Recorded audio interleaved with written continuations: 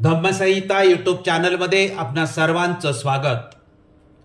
धम्मसंहिता चॅनलवर आपण दर रविवारी बुद्ध आणि त्यांचा धम्म ग्रंथ प्रबोधन पर्व, दर बुधवारी संविधान प्रबोधन मालिका आणि दर शुक्रवारी रिपब्लिकन प्रबोधन मालिका असे 3 कार्यक्रम सुरू केले आहेत। आज शुक्रवार असल्यामुळे रिपब्लिकन प्रबोधन मालिकेचा विषय सादर करीत आहोत। आजच्या 3ऱ्या भागाचा विषय समाज संरक्षण आणि सत्तेच्या राजकारणासाठी रिपब्लिकन पक्ष हा आहे। बुधवार दिनांक 9 एप्रिल 2025 रोजी हिरकणी रिसॉर्ट कामशेत तालुका मावळ जिल्हा पुणे येथे Republican Party of India Athawale गटाद्वारा राज्यस्तरीय शिबिराचे आयोजन केले होते। या शिबिरात मला समाज संरक्षण आणि सत्तेच्या राजकारणासाठी रिपब्लिकन पक्ष या विषयावर मार्गदर्शन करण्यासाठी निमंत्रित केले होते। तोच विषय या व्हिडिओद्वारा आज धम्मसंहितांच्या प्रेक्षकासाठी सादर करीत आहे। विषयाचे स्पष्टीकरण असे की समाज संरक्षण आणि सत्तेच्या राजकारणासाठी रिपब्लिकन पक्ष या विषयाच्या शीर्षकाचे स्पष्टीकरण असे की या विषयाच्या शीर्षकामध्ये 3 संकल्पना आहेत। 1 समाजाचे संरक्षण, 2 सत्तेचे राजकारण आणि 3 रिपब्लिकन पक्ष।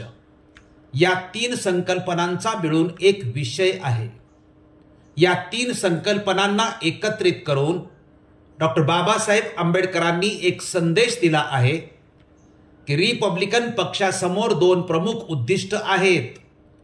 1 समाजाचे अन्याय अत्याचारापासून संरक्षण करणे आणि दुसरे सत्तेसाठी निवडणुकीचे राजकारण यशस्वी करणे। यामध्ये प्राधान्य मात्र समाजाच्या संरक्षणाला देणे। या 2 उद्दिष्टांना यशस्वी करण्यासाठी रिपब्लिकन पक्षाची डॉक्टर बाबासाहेब आंबेडकर द्वारा निर्मिती आहे। बाबासाहेबांच्या या संदेशाच्या आधारावर वर्तमान काळात बहुजन समाजावर होणाऱ्या अन्याय अत्याचाराला वाचा फोडणे आणि सत्तेच्या सारीपाटात यशस्वी होण्यासाठी निवडणुकीचे राजकारण यशस्वी करणे हे 2 प्रमुख उद्देश समोर ठेवून रिपब्लिकन पक्षाची वर्तमान काळात बांधणी झाली पाहिजे। याच विषयाचे स्पष्टीकरण या व्हिडिओद्वारा मी करण्याचा प्रयत्न करणार आहे। या विषयाच्या स्पष्टीकरणाचे मुद्दे असे आहेत: 1 पार्श्वभूमी, 2 राजकीय पक्ष आणि दबाव गट सिद्धांत, 3 दबाव गटाला सत्तेचा वाटा न मिळण्याचे स्पष्टीकरण, 4 रिपब्लिकन गटांचे सैद्धांतिक वास्तव, 5 राजकीय पक्ष की दबाव गट यावर रिपब्लिकन गटांनी चिंतन करावे, 6 रिपब्लिकन गटांची सामाजिक मान्यता, 7 रिपब्लिकन गटांची राजकीय मान्यता, 8 राजकारण यशस्वी करण्यासाठी राजकीय पक्षांचे महत्त्व, 9 राजकारणाच्या यशस्वीतेसाठी राजकीय पक्षाचे कार्य, 10 राजकीय पक्षांची संविधानिक मान्यता, 11 राजकीय पक्षाचे लोकमान्यता मिळवण्यासाठीचे कार्य, 12 रिपब्लिकन पक्षाची बांधणी, 13 रिपब्लिकन गट आणि इतर पक्ष यांचा तुलनात्मक अभ्यास, 14 काही ज्वलंत प्रश्न आणि 15 2 अविस्मरणीय प्रसंग। या मुद्द्यांच्या आधारे हा विषय मी तुमच्या समोर सादर करीत आहे। पार्श्वभूमी हा स्पष्टीकरणाचा पहिला मुद्दा आहे आणि याचे स्पष्टीकरण असे की विषयाची पार्श्वभूमी मांडताना आठवले साहेबांनी रिपब्लिकन गटांच्या बाबतीत सांगितलेल्या मुद्द्यांचाच इथे मी आधार घेतलेला आहे। माझी आठवले साहेबाबरोबर जी चर्चा झाली त्या चर्चेत ते म्हणतात की रिपब्लिकन पक्षाचे उमेदवार निवडून येत नाहीत, ते निवडून येण्यासाठी काय करायला पाहिजे? पक्षाच्या सभा मोठमोठ्या होतात परंतु निवडणुकीत यश मात्र येत नाही। पॅन्थरच्या शाखा गावोगावी होत्या परंतु तरीही राजकीय यश येत नव्हते। पॅन्थर सारखा जोश नाही परंतु पॅन्थरच्या स्थापनेची चर्चा करून आता उपयोग होणार नाही। पक्षातील जुने लोक नवीन लोकांना संधी देत नाहीत। आपल्याकडे कार्यकर्त्यांच्या झुंडीच्या झुंडी आहेत परंतु पक्षाचे काम मात्र होत नाही। आपलेच लोक आपल्या पक्षाला मतदान करीत नाहीत, ते मिळविण्यासाठी आपण काम केले पाहिजे. इतर पक्ष वर्षानुवर्ष कामे करतात. शिवसेनासारखा पक्ष सुद्धा गावागावात पोहोचला. त्यांनी गावोगावी राजकारणात यश मिळवले. रिपब्लिकन ऐक्य मात्र होत नाही. रिपब्लिकन पक्षाने बहुजन समाजातील सर्व घटकांना एकत्र आणले पाहिजे. रिपब्लिकन पक्ष युतीत असला तरी प्रस्थापित पक्ष मात्र आपल्याला एकही जागा देत नाही. सत्तेतही वाटा मिळत नाही. यासाठी काय करायला पाहिजे, पक्षाची बांधणी कशी व्हायला पाहिजे, यावर मार्गदर्शन करण्यासाठी आठवले साहेबांनी मला निमंत्रित केले होते.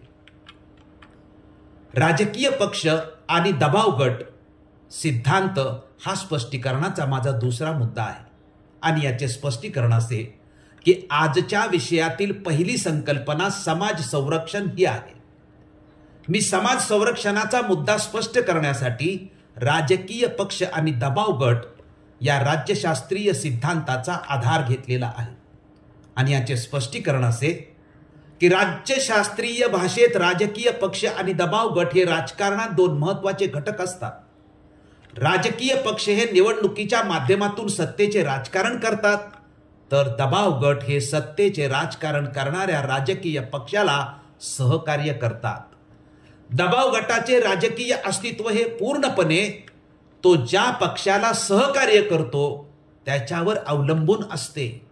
राजकारण करणे हा दबाव गटाचा विषय नसतो, तर ज्या पक्षाला दबाव गट सहकार्य करतो त्या पक्षाचे राजकारण यशस्वी होण्यासाठी मदत करणे एवढेच त्याचे काम असते. दबाव गट हा राजकीय पक्षाचा सहाय्यक असतो.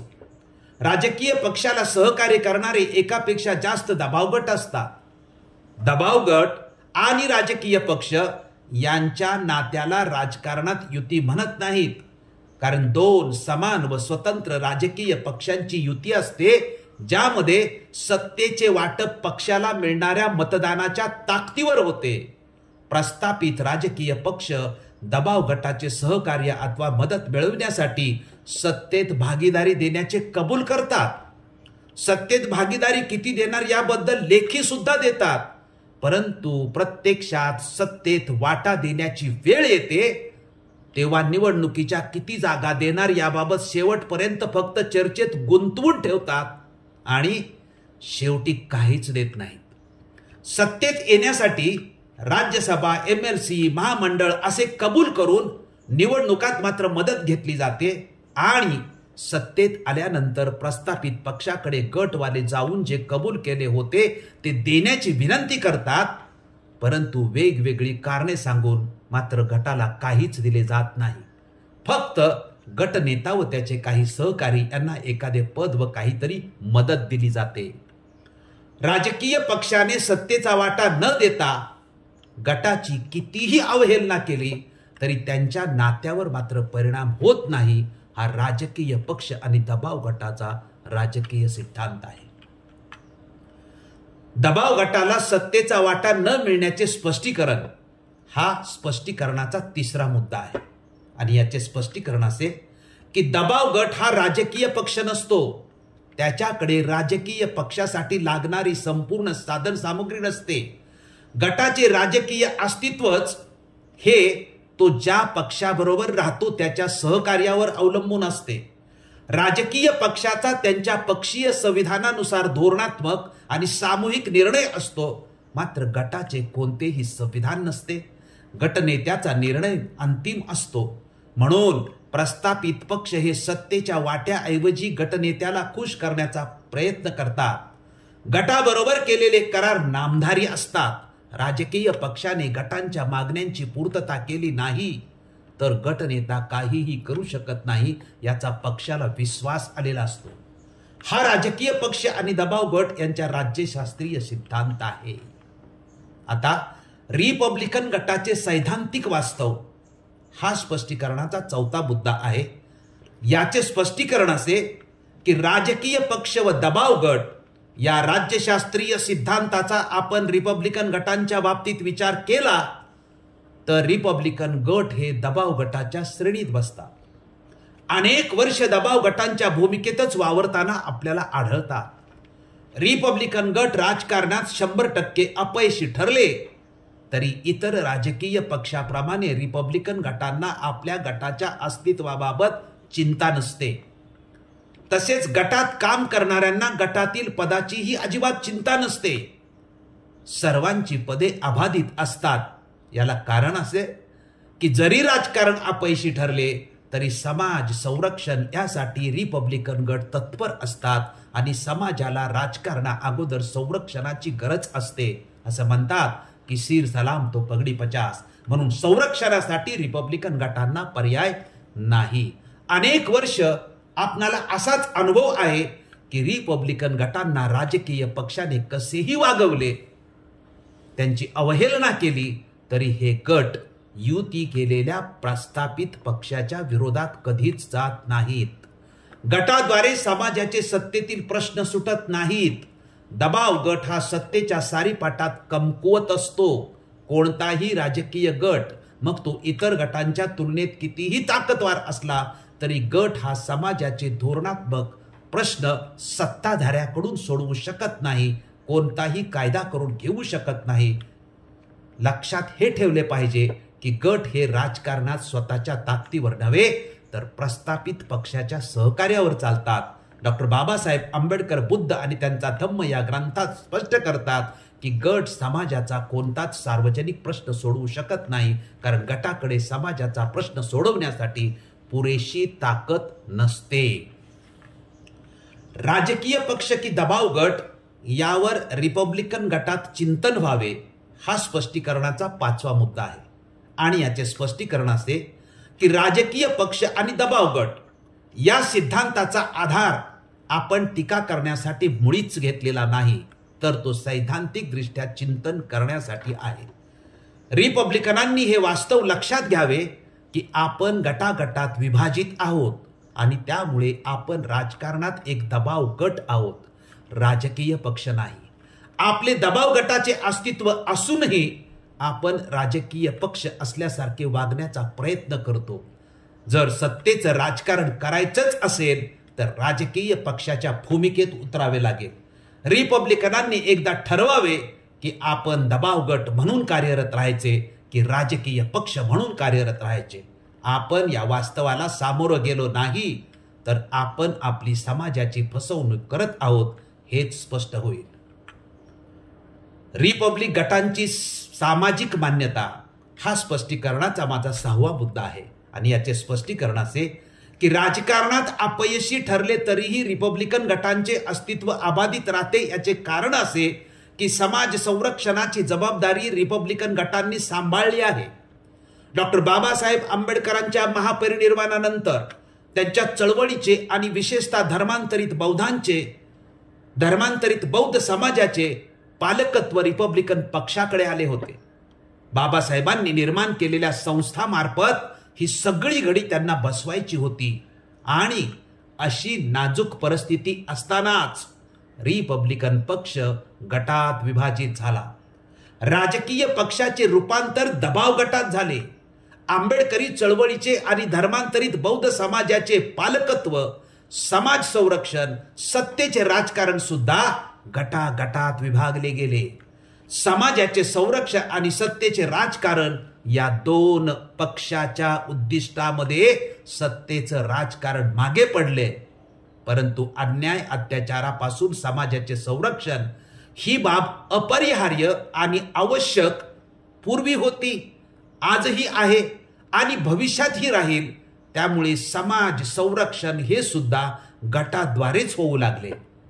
रिपब्लिकन गट विभाजित असले तरी समाजावर होणाऱ्या अन्याय अत्याचाराच्या लढाईत आपापल्या बॅनरवर खांद्याला खांदा लावून मात्र अग्रभागी राहिले आहेत हे वास्तव आहे. अन्याय अत्याचाराचे परिमार्जन करण्याची जबाबदारी रिपब्लिकन गटाने आनंदाने कर्तव्य म्हणून स्वीकारली आहे. समाजाच्या संरक्षणासाठी कराव्या लागणाऱ्या रस्त्यावरच्या लढाईत रिपब्लिकन गटच कार्यरत राहिले आहेत. म्हणूनच तर बहुजन समाज आणि विशेषतः बौद्ध समाज रिपब्लिकन गटांना पालकत्वाच्या नजरेतून पाहतो, संरक्षणाची अपेक्षा करतो. त्यांच्याशिवाय अन्याय अत्याचाराला वाचा फोडण्यासाठीची लढाई दुसरे कोणीही लढणारे नाहीत. समाज रिपब्लिकन गटांना संरक्षक म्हणून मान्यता देतो. रिपब्लिकन गटांनी एक गोष्ट लक्षात घेतली पाहिजे की बहुजन समाजाचे आणि विशेषतः बौद्ध समाजाचे संरक्षण करणे ही त्यांची प्राथमिक जबाबदारी पूर्वीही होती, आजही आहे आणि भविष्यातही राहील. समाजाचे पालकत्व या बाबतीत रिपब्लिकन गटाकडेच राहिलेले आहे. समाज त्यांच्या व्यतिरिक्त संरक्षणाची अपेक्षा इतर कोणत्याही गटाकडून अथवा पक्षाकडून करीत नाही. गेल्या 70 वर्षात रिपब्लिकन गटाला पर्याय म्हणून जेवढे पक्ष व संघटना निर्माण झाल्या त्यापैकी कोणीही समाजाच्या संरक्षणाची लढाई करण्याची जागा घेऊ शकलेले नाही. हे वास्तव आहे. आता आपण राजकीय मान्यतेबाबत पाहूया. रिपब्लिकन गटाची राजकीय मान्यता हा आपल्या स्पष्टीकरणाचा 7वा मुद्दा आहे आणि याचे स्पष्टीकरण असे की रिपब्लिकन पार्टी ऑफ इंडिया या राजकीय पक्षाचे दबाव गटात रूपांतर झाले. सत्तेच्या राजकारणात कोणताही दबाव गट यशस्वी होत नाही या तत्वानुसार रिपब्लिकन गट राजकारणात अपयशी ठरले म्हणून समाज त्यांना राजकीय मान्यता देत नाही. हे वास्तव आहे. राजकारणात कोणत्याही रिपब्लिकन गटाने निवडणुकीसाठी उमेदवार उभे करून सत्तेचे स्वतंत्र राजकारण करून आवश्यक ते मतदान मिळवून आपल्या गटाचे पक्षात रूपांतर केले नाही आणि आजही करताना दिसत नाहीत. जोपर्यंत कोणताही रिपब्लिकन गट दबाव गटाच्या भूमिकेतून बाहेर पडून एका स्वतंत्र राजकीय पक्षाच्या भूमिकेत येऊन सत्तेचे राजकारण करणार नाही तोपर्यंत बहुजन समाज आणि विशेषतः बौद्ध समाज त्यांना राजकीय मान्यता देणार नाही. हे वास्तव गेल्या 70 वर्षाच्या अभ्यासातून स्पष्ट होते. रिपब्लिकन गट स्वतःचे उमेदवार उभे न करता दुसऱ्या राजकीय पक्षाला मतदान करायला सांगतो. ही बाबच मुळी समाजाला कधीही मान्य होणारी असू शकत नाही. दबाव गटाच्या भूमिकेत राहून जर बहुजन समाज व बौद्ध समाजाकडून कोणत्याही गटाने राजकीय मान्यतेचा कितीही प्रयत्न केला तरी असा प्रयत्न करणारा गट स्वतःची व समाजाची फसवणूक करीत आहे असेच सिद्ध होत राहील. रिपब्लिकन गटांचे अस्तित्व संरक्षक व पालक म्हणून समाज मान्य करतो परंतु राजकीय दृष्टीने रिपब्लिकन गटांना मात्र समाज राजकीय मान्यता देत नाही. गेल्या 67 वर्षातील हेही वास्तव स्वीकारलं पाहिजे की रिपब्लिकन गटांनी संरक्षणाच्या बदल्यात मतदान मागितले तर समाज मतदान करीत नाही आणि करणार सुद्धा नाही. बहुजन समाज आणि विशेषतः बौद्ध समाजासमोर रिपब्लिकन गटाचे समाज संरक्षक म्हणून समाजाचे पालक म्हणून अस्तित्व आहे परंतु राजकीय पक्ष म्हणून अस्तित्व नाही ही वस्तुस्थिती आहे. रिपब्लिकन गटांना समाज मान्यता मिळते परंतु राजकीय मान्यता मिळत नाही. हे ते जेवढ्या लवकर मान्य करतील तेवढ्या लवकर उपाययोजना करण्याच्या दृष्टीने सोपे होईल. राजकारण यशस्वी करण्यासाठी राजकीय पक्षाचे महत्त्व हा माझ्या स्पष्टीकरणाचा 8वा मुद्दा आहे आणि याचे स्पष्टीकरण असे की लोकशाहीत सत्तेचं राजकारण यशस्वी करण्यासाठी दबाव गट नव्हे तर राजकीय पक्ष आवश्यक असतो. राजकीय पक्ष लोकशाहीचा एक अनिवार्य घटक असतो. राजकीय पक्षाशिवाय स्वतंत्र शासनाची कल्पनाच करता येत नाही. राजकीय पक्ष आपले धोरण आणि कार्यक्रम घोषित करून त्या आधारावर निवडणुका लढवतात. निवडणुकीत बहुमत प्राप्त झाल्यास सरकार बनवितात. ज्या देशात विस्तृत आणि व्यापक प्रमाणावर मताधिकार दिलेला असतो त्या ठिकाणी राजकीय पक्षाचे अस्तित्व हे अनिवार्य असते. पक्षात शिस्त ठेवण्यासाठी पक्षाचे संविधान असते. संविधानातील नियमांचे पालन पक्षातील सर्व सदस्यांना करणे बंधनकारक असते. निवडणुकीच्या काळात पक्षाचे सदस्य आपल्या सिद्धांताचा प्रचार करतात, बहुमत प्राप्त करण्याचा प्रयत्न करतात. प्रत्येक राजकीय पक्षाला स्वतःची उद्दिष्टे असतात. प्रत्येक राजकीय पक्ष हा विशिष्ट तत्वज्ञानावर आधारित असतो आणि प्रत्येक राजकीय पक्षाने आपले कार्यक्रम निश्चित केलेले असतात. राजकारणाच्या यशस्वीतेसाठी राजकीय पक्षाचं कार्य काय हा माझ्या स्पष्टीकरणाचा 9वा मुद्दा आहे आणि याचे स्पष्टीकरण असे की संविधानाच्या तत्वाप्रमाणे राजकीय पक्षाचे कार्य असते. लोकशाहीच्या यशस्वीतेसाठी राजकीय पक्ष असतात. संविधान आणि राजकीय पक्ष यांचे अतूट नाते असते. राजकीय पक्षाचा संविधानात उल्लेख नसतो. कायदेमंडळ पक्षाला मान्यता देते. जनमत संघटित करणे, जनतेत राजकीय जनजागृती करणे, जनतेचे प्रतिनिधित्व करणे, उमेदवारांची निवड करणे, राष्ट्रव्यापी निवडणुकीची व्यवस्था करणे, विधिमंडळातील सदस्यात एकता प्रस्थापित करणे, विधिमंडळ आणि कार्यपालिका यांच्यात समन्वय प्रस्थापित करणे, शासनाचे संचालन करणे आणि विरोधी पक्ष म्हणून कार्य करणे हे राजकीय पक्षाचे कार्य आहे. राजकीय पक्षाची संविधानिक मान्यता हा माझ्या स्पष्टीकरणाचा 10वा मुद्दा आहे. आणि याचे स्पष्टीकरण असे की भारतात 19व्या अनुच्छेदानुसार संघटना स्थापन करण्याचा अधिकार मिळाला आहे. 1951च्या लोकप्रतिनिधी कायद्याप्रमाणे निवडणूक आयोगाकडे अर्ज करून नोंदणी करावी लागते. विधानसभेसाठी 4% मतदान, राष्ट्रीय मान्यतेसाठी 4 राज्यात 4% मतदान, नोंदणीकृत असलेले पक्ष, नोंदणीकृत नसलेले पक्ष, रिपब्लिकन गट यामध्ये कुठे बसताना दिसतो का याचा सुद्धा विचार करणं आवश्यक आहे. म्हणजे सत्तेच्या राजकारणासाठी जसा पक्ष असणे आवश्यक आहे तसा पक्ष रिपब्लिकनांचा आजपर्यंत निर्माण होऊ शकलेला नाही हे वास्तव आहे. राजकीय पक्षाचे लोकमान्यता मिळवण्यासाठीचे कार्य हा स्पष्टीकरणाचा 11वा मुद्दा आहे. आणि याचे स्पष्टीकरण असे की सत्तेचं राजकारणासाठी जो राजकीय पक्ष असतो त्याच्या यशस्वीतेसाठी काय आवश्यक असते ते प्रथम समजून घेतले पाहिजे. पक्षाची विचारधारा जाहीर व स्पष्ट असली पाहिजे. पक्षाचा लॉंग टर्म आणि शॉर्ट टर्म अजेंडा जाहीर असला पाहिजे.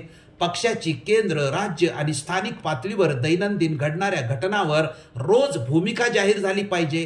केंद्र सरकार, राज्य सरकार आणि स्थानिक स्वराज्य संस्था पातळीवर जी धोरणे, योजना आखल्या जातात त्यावर पक्षाची भूमिका स्पष्ट केली पाहिजे. केंद्र व राज्य पातळीवर होणारे कायदे याबाबत भूमिका स्पष्ट असली पाहिजे. पक्ष सत्तेत आला तर काय करू शकतो याबाबतची स्पष्टता जनतेपर्यंत पोहोचणे आवश्यक असते. पक्षाकडे सामाजिक, धार्मिक, सांस्कृतिक, शैक्षणिक, आर्थिक व राजकीय क्षेत्रात काम करणारी टीम जनतेसमोर असली पाहिजे. पक्षाकडे धोरण आखण्यासाठी, पक्षाला सातत्याने वेगवेगळ्या क्षेत्रातील विषयावर सल्ला देण्यासाठी त्या क्षेत्रातील तज्ज्ञांची टीम असली पाहिजे. म्हणजेच पक्षाकडे पॉवरफुल थिंक टँक असला पाहिजे.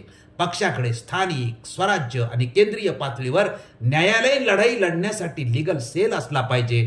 पब्लिक इंटरेस्ट लिटिगेशन केसेस सातत्याने अथवा दररोजच कराव्या लागतात यासाठी यंत्रणा सज्ज असली पाहिजे. पक्षाची आर्थिक बाजू चांगली असली पाहिजे. महिलांच्या उद्धारासाठी, तरुणांसाठी, ज्येष्ठ नागरिकांसाठी, शेतकऱ्यांसाठी, ग्रामीण व शहरी भागासाठी पक्षाची भूमिका आणि योजना काय आहेत हे स्पष्ट असले पाहिजे. अशा प्रकारच्या बाबी पक्षाकडे असण्याची अत्यंत आवश्यकता आहे. रिपब्लिकन पक्षाची बांधणी हा स्पष्टीकरणाचा माझा 12वा मुद्दा आहे. आणि याचे स्पष्टीकरण असे की पक्ष बांधणीचा फॉर्म्युला अथवा समीकरण हे पक्षाच्या संविधानात समाविष्ट असते. पक्ष बांधणी कशी असेल ते सर्व संविधानात समाविष्ट करावे लागते. म्हणून पक्ष बांधणीसाठी प्रथम पक्षाचे संविधान तयार करावे लागते. कोणत्याही संस्थेची, संघटनेची, राजकीय पक्षाची पक्ष बांधणी ही त्या पक्षाच्या संविधानानुसार करावी लागते. हे संविधानिक बंधनच असतं. जी रचना संविधानात दिली असेल त्याप्रमाणेच प्रत्यक्ष समित्या, आघाड्या इत्यादी निर्माण करावे लागतात. पदांमध्ये, समित्यांमध्ये, आघाड्यामध्ये काहीही कमी जास्त करायचे असेल तर प्रथम संविधानात बदल करावे लागतात आणि त्याची मान्यता निवडणूक आयोगाकडून घ्यावी लागते. कारण पक्ष नोंदणी त्यांच्याकडे केली जाते. म्हणून पक्ष बांधणी ही पक्षाच्या संविधानानुसारच झाली पाहिजे. रिपब्लिकन पक्ष हा डॉक्टर बाबासाहेब आंबेडकर संकल्पित पक्ष आहे. त्यामुळे रिपब्लिकन पक्षाच्या बांधणीचा आधार खुले पत्र असले पाहिजे. खुल्या पत्रातील ध्येय उद्दिष्ट जशीच्या तशी घ्यायला काहीच हरकत नाही. खुल्या पत्रात जी पक्षाची रचना दिलेली आहे ती घेऊन परिस्थितीनुसार त्यात जे बदल करणे आवश्यक असतील ते केले पाहिजे. रिपब्लिकन गट आणि इतर पक्ष यांचा तुलनात्मक अभ्यास हा माझ्या स्पष्टीकरणाचा 13वा मुद्दा आहे. आणि याचे स्पष्टीकरण असे की रिपब्लिकन पक्षाच्या निर्मितीनंतर भारतातील अनेक प्रदेशात एका व्यक्तीने पक्ष स्थापन करून नावारूपास आणलेले आहेत. यामध्ये देशातील मागासवर्गीय मंडळी सुद्धा आहेत. भारतात जात हे वास्तव आहे. 6000 जातीत देश विभागलेला आहे. कोणत्याही व्यक्तीने पक्ष काढला तरी ती कोणत्या तरी एका जातीचीच असते. अशा अनेक व्यक्तींनी आपापले पक्ष नावारूपाला आणून निवडणुकीचे राजकारण खेळून सत्तेचा वाटा मिळवण्यात यशस्वी झालेले आहेत. भारतात भाजपा आणि काँग्रेस सोडली तर इतर सर्व पक्ष एका व्यक्तीने अथवा समूहाने काढले आहेत. इथे रिपब्लिकन गटांनी लक्षात घ्यावी अशी एक गोष्ट म्हणजे भारतात एका व्यक्तीने पक्ष निर्माण केला असला तरी त्यांनी कार्यपद्धती मर्यादित एका जाती अथवा धर्मापुरती ठेवली नाही. त्यांनी आपल्या पक्षाचे स्वरूप सर्वसमावेशक केलेले आहे. नवीन जन्मलेले पक्ष ज्यांना कोणत्याही एका समाजाचा बेस नाही असे पक्ष सुद्धा या देशात निर्माण होऊन निवडणुकीच्या राजकारणात आपला स्वतंत्र ठसा उमटवतात. आमच्या मागून छोटे छोटे पक्ष निर्माण होतात आणि ते गावोगावी पोहोचतात आणि राजकीय यश संपादन करतात. रिपब्लिकन गट असे करण्यात यशस्वी झालेले नाहीत. रिपब्लिकन गट समाजाच्या संरक्षणासाठी जे काम करतात तीच ओळख घेऊन राजकारण करण्याचा प्रयत्न करताना आढळतात. समाज संरक्षणाच्या कार्याची ओळख घेऊन राजकारण केले तर ती ओळख मागासवर्गीय दलित आणि विशिष्ट समाजाची होत आहे.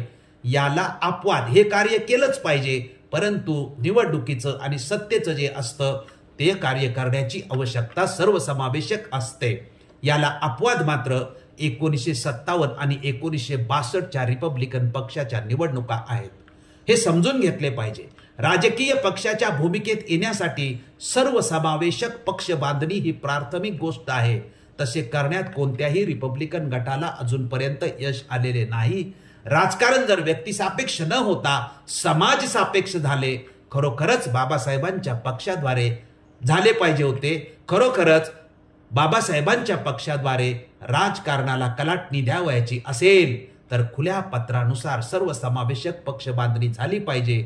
समाजाचे संरक्षण ही एक बाजू आहे, फक्त तेवढ्यावर पक्ष चालणार नाही. ज्या रिपब्लिकन गटांना निवडणुकीचे राजकारण करावयाचे असेल त्यांनी राजकारणात गटांची कार्यपद्धती सोडून निवडणुकीच्या दृष्टिकोनातून पक्ष बांधणी केली पाहिजे. पक्षासाठी प्रशिक्षण संस्था निर्माण केली पाहिजे. ही तर बंधनकारक अट आहे.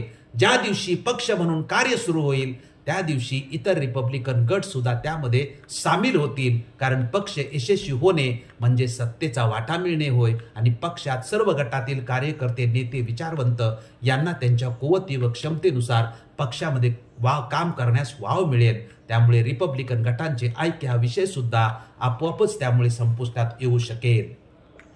काही ज्वलंत प्रश्न आहेत.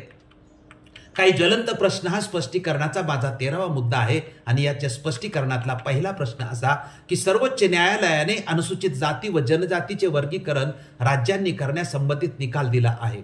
हा विषय अतिशय महत्त्वाचा आहे. महाराष्ट्रातील 59 जाती आणि 47 अनुसूचित जमाती यासाठी एकत्र राहणार नाहीत. त्यांचे वर्गीकरण करण्यासाठी राज्य सरकारने आयोगाची स्थापना केली आहे. लवकरच याची अंमलबजावणी होणार आहे. तेलंगणा, कर्नाटक राज्यांनी यावर विधानसभेत विधेयक मांडून त्यांचा कायदा सुद्धा केलेला आहे. हा विषय रिपब्लिकन पक्षासाठी खूप महत्त्वाचा आहे. या संदर्भात संपूर्ण संशोधन महाराष्ट्र राज्य सरकारला अहवाल सुद्धा डॉक्टर बाबासाहेब आंबेडकर समाज संशोधन संस्था म्हणजे बासरी पुणे या संस्थेचे संचालक डॉक्टर मुकेश दुपारे सर यांनी सादर केला आहे. महाराष्ट्रात हे एकमेव संशोधन या विषयावरील आहे. दुसरा प्रश्न महाबोधी महाविहार मुक्ती आंदोलन आहे. हे ऑल इंडिया बुद्धिस्ट फोरम या संस्थेने सुरू केला आहे. हा विषय ऐतिहासिक आहे, बौद्धांच्या अस्तित्वाचा आहे. जगातल्या बौद्धांचं ते श्रद्धास्थान आहे. जगातले सर्व बौद्ध या विषयावर एकमत आहेत याची प्रचिती आपणाला येत आहे. सर्व संस्थांचा आंदोलनाला पाठिंबा आहे. आंदोलनासाठी वातावरण सकारात्मक आहे, परंतु प्रत्येकाचे आंदोलन स्वतंत्र सुरू झाले आहे. देशातल्या आणि राज्यातल्या सर्व बौद्धांनी एकत्र येऊन आंदोलनाला अजून चांगले स्वरूप देण्याचा विचार करावा. दीर्घकाळ चालणारे आंदोलन एकसूत्री झाले पाहिजे. तिसरा प्रश्न आहे की बौद्धांचे मूलभूत प्रश्न. 1960 सालापासून शासनाकडे बौद्धांचे मूलभूत प्रश्न प्रलंबित आहेत. बौद्ध हे धर्माने बौद्ध व कायद्याने हिंदू आहेत, कारण त्यांचा बुद्धिस्ट पर्सनल लॉ बुद्ध विहार व्यवस्थापन कायदा नाही. जनगणनेत बौद्ध की महारल्यावे निर्णय नाही. बौद्धांचा संविधानिक दर्जा अनुसूचित जात की धार्मिक अल्पसंख्याक निश्चित नाही. 1990चे संविधान संशोधनाद्वारे केंद्रात बौद्धांना सवलती दिल्या असल्या तरी जातीचा उल्लेख केल्याशिवाय त्या मिळत नाही. देशभरातील धर्मांतरित बौद्ध समाजामध्ये गोंधळाचीच परिस्थिती आहे. मी 2 अविस्मरणीय प्रसंग सांगणार आहे. त्यातला पहिला प्रसंग आहे तो असा की रिपब्लिकन पक्षाचा विभागीय मेळावा एके ठिकाणी होता. मी नाव व ठिकाण मुद्दाम सांगत नाही. मला मार्गदर्शनासाठी निमंत्रित त्या ठिकाणी केले होते. माझ्या ओळखीचा एक तालुका अध्यक्ष माझ्याकडे आला आणि ख्याली खुशाली विचारून मला म्हणाला की सर, पक्षाच्या कार्यक्रमाला लोकांना आणणे आता अवघड झालं आहे. राजकारणातील पक्षाच्या अपयशामुळे आणि भूमिकामुळे लोक यायला तयारच होत नाहीत. व्यक्तिगत पातळीवर विनंती करून कसे तरी काही लोक घेऊन आलोय, परंतु इथून पुढे मात्र अवघड आहे. काही लोक तर पक्ष सोडण्याच्या मानसिकतेत आहेत. मी त्या अध्यक्षांचे सर्व ऐकून घेतले. नंतर पक्षाच्या कार्यक्रमात भाषण करताना मी स्पष्टीकरण केले की रिपब्लिकन पक्ष हा प्रामुख्याने समाजाच्या संरक्षणासाठी आहे. तो राजकारणात अपयशी असला तरी समाज संरक्षणासाठी त्याला पर्याय नाही. माझे भाषण संपल्यानंतर पुन्हा माझ्याकडे तो अध्यक्ष आला. त्यावेळी मात्र तो उत्तेजित झाला होता. रिपब्लिकन पक्षात आपण का आहोत आणि लोकांनी का असले पाहिजे याचे उत्तर मला तुमच्या भाषणात मिळाले. आता मी ठामपणे लोकांना समजावून सांगतो. धन्यवाद सर, खूप आभारी आहे. दुसरी एक आठवण असे आहे की ती कोकण विभागीय परिषद होती आणि त्या कोकण परिषदेमध्ये मी भाषणाला गेलो होतो. माझ्या आयुष्यातील हा एक प्रसंग आहे की सुमित मोरे त्याचे साक्षीदार होते. कोकण परिषद महाडमध्ये होती. तिथे मला मार्गदर्शन करण्यासाठी निमंत्रित केले होते. परिषदेचे प्रमुख पाहुणे माननीय R.G. रुके होते, ज्यांनी आपले आयुष्य रिपब्लिकन पक्षासाठी शेवटपर्यंत समर्पित केले. बहुजन पंचायतीची ताकद पक्षाच्या मागे उभी केली होती. त्या परिषदेत रुके साहेब आणि त्यांच्याबरोबर परिचेष्ट मंडळी होते. मी सामाजिक संरक्षण आणि सत्तेचे राजकारण बद्दल रिपब्लिकन पक्ष हा मुद्दा मांडला. संपूर्ण आयुष्य समर्पित केलेल्या लोकांना रिपब्लिकन पक्षात सत्तेचं पद मिळत नाही. त्यापैकी R.G. रुके साहेब एक आहेत. R.G. रुके साहेबांचं वय त्यावेळेस 72 पेक्षा जास्त होतं. मी साधाच मुद्दा मांडला होता. त्यानंतर R.G. रुके साहेब स्टेजवर भाषण करताना त्यांच्या डोळ्यात अश्रू आले होते. ते मला एवढेच म्हणाले की सत्तेचं पद नाही मिळालं तरी ठीक, परंतु आमच्या मनात जे दुःखाचं ओझं घेऊन आम्ही चळवळी जगत आहोत ते दुःख तुम्ही व्यक्त करून सार्वजनिक केलं हे सुद्धा आमच्यासाठी खूप महत्त्वाचं आहे. धन्यवाद तुम्हाला. सारांश: समाज संरक्षण आणि सत्तेच्या राजकारणासाठी रिपब्लिकन पक्ष या विषयाशी संबंधित सर्व मुद्द्यांचा अभ्यास केल्यास लक्षात येते की रिपब्लिकनांनी सर्वसमावेशक व्यापक सत्तेचं राजकारण केलं पाहिजे. याच उद्देशाने डॉक्टर बाबासाहेब आंबेडकरांनी पक्ष संकल्पित केला होता. समाज संरक्षण आणि सत्तेच्या राजकारणासाठी रिपब्लिकन पक्ष हा विषय आपण लक्षपूर्वक ऐकला व पाहिला त्याबद्दल आपणा सर्वांचे मनपूर्वक आभार मानतो. आपण हा व्हिडिओ जास्तीत जास्त लोकांपर्यंत पाठवून रिपब्लिकन प्रबोधन मालिकेला यशस्वी करण्यासाठी सहकार्य करावे ही विनंती. धन्यवाद. जय भीम.